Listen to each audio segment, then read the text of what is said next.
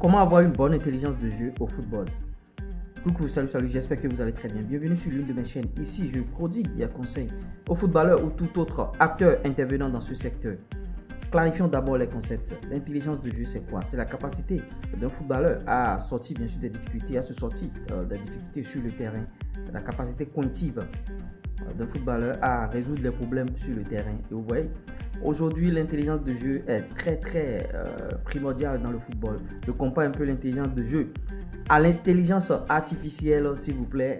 Excusez-moi, parce que je vais vous donner d'abord les avantages d'avoir un footballeur qui est intelligent dans le jeu.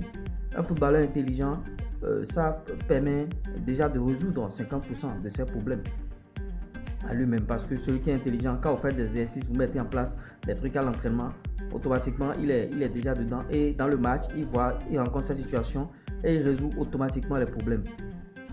Maintenant, si un footballeur n'a pas l'intelligence de jeu, s'il n'est pas intelligent, vraiment c'est difficile.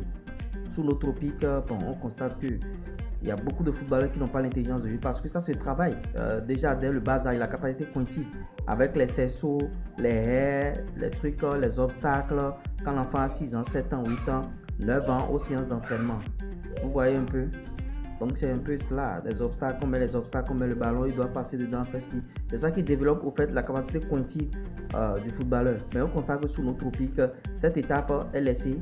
Et bon, le joueur commence peut-être tardivement à jouer au football à l'âge de 13 ans, 14 ans, 15 ans, et la base est faussée. Quand on revient même sur ces exercices, c'est pas ce que ça devrait être. Donc, je demande à tous les centres de formation, à tous les clubs formateurs de passer par là au prime abord. 7 ans, 9 ans, travailler l'intelligence de jeu, c'est-à-dire la capacité cognitive des apprenants en faisant des exercices de cerceaux, de haies, des obstacles, des problèmes à résoudre. Au fait, ces exercices-là, ce sont des exercices de problèmes à résoudre. Là, une fois plus grand, l'enfant s'adapte et quand il rencontre cette situation dans le jeu, paf, c'est parti. Même à l'entraînement, il s'en sort. Sinon, à l'entraînement, vous donnez des exercices, vous posez les plots et tout. L'enfant ne se retrouve pas dedans, ou bien tu es obligé d'expliquer le même exercice pendant 10 fois, 20 fois, 30 fois, 40 fois avant que l'enfant ne rentre dedans. Donc, comment développer cette intelligence de jeu? C'est déjà là, dès le bas âge. Parce que quand vous allez grandir, c'est plus difficile. Vous grandissez, on travaille, bon, ça va améliorer légèrement, mais après 14 ans, c'est très difficile. Avant 14 ans, c'est préconisé. Travaillez déjà l'intelligence de jeu. Si je prends les postes défensifs, par exemple, un gardien de but dans un match, on est en train de jouer et on lui joue le ballon et il a une grosse pression. Est-ce qu'il a la capacité de faire ce petit dribble-là, de se sortir de cette pression et de faire une passe? Il va rater le ballon, commencer par paniquer et ça va rentrer dedans. Les défenseurs qui jouent généralement en anticipation, est-ce qu'il a l'intelligence de jeu de savoir qu'il va anticiper cette balle-là avant qu'elle ne vienne dans la surface? Non, parce qu'au prime abord, quand il était petit, au bas âge, il n'a pas travaillé cela et ça joue sur lui. Maintenant, je prends le poste de latéral. Les latéraux qui jouent d'emblée face au jeu, parce que moi j'aime bien ce poste. C'est un poste où vous voyez tout le terrain pratiquement. Maintenant, le fait de voir tout le terrain, est-ce que votre capacité cognitive s'adapte bien sûr à cette vision? Quand vous voyez tout le terrain, c'est pas courir n'importe où à gauche et à droite.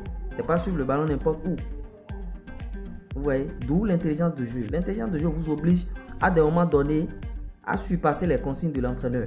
Vous voyez, et à vous adapter au jeu que l'adversaire vous présente. Surpasser les consignes de l'entraîneur, ça ne voudra pas dire de ne pas respecter les consignes de l'entraîneur, mais la phase de jeu là vous demande de réfléchir un peu et d'amener votre intelligence. C'est pourquoi, bon, à l'hexagone, les gens vont aller à l'école développer leur capacité cognitive. Là, ils viendront utiliser ça dans le football. Et il y a de grands footballeurs qui ont des diplômes. Il y a des footballeurs qui ont le bac, qui ont des diplômes, qui ont le BTS. N'Golo Kanté, il a le BTS. Donc, mais sous nos tropiques, les gens pensent que bon, on peut laisser l'école et faire uniquement le football. D'où on forme des joueurs dépourvus de capacité cognitive et au haut niveau, ils ont tellement de difficultés, ils ne peuvent pas jouer au très haut niveau parce que le très haut niveau a des exigences et le très haut niveau vous oblige à vous surpasser. D'où l'intelligence de jeu, la capacité cognitive. En tout cas, c'est un sujet un peu large. Je reviendrai sur ça. Bon, quand vous êtes au milieu de terrain, l'intelligence de jeu, c'est là que ça se passe parce qu'au milieu de terrain, il y a beaucoup de contacts, beaucoup de coups. Des fois, vous jouez dos au but. Vous jouez vous jouez face à votre défense, dos au but adverse. et le danger vient de derrière. Comment s'en sortir? La capacité cognitive, l'intelligence de jeu. Il y a des avançants qui jouent dos au but. Comment éliminer le défenseur qui vient de derrière et frapper le ballon? Ça demande beaucoup plus d'intelligence de jeu.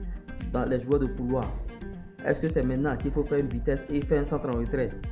Tout ça là, il faut analyser. Dans quel timing il faut donner la passe? Ouais. Dans quel timing? La précision bat la puissance. Je vais vous donner 2 phrases aujourd'hui. Il faut savoir que la précision bat la puissance.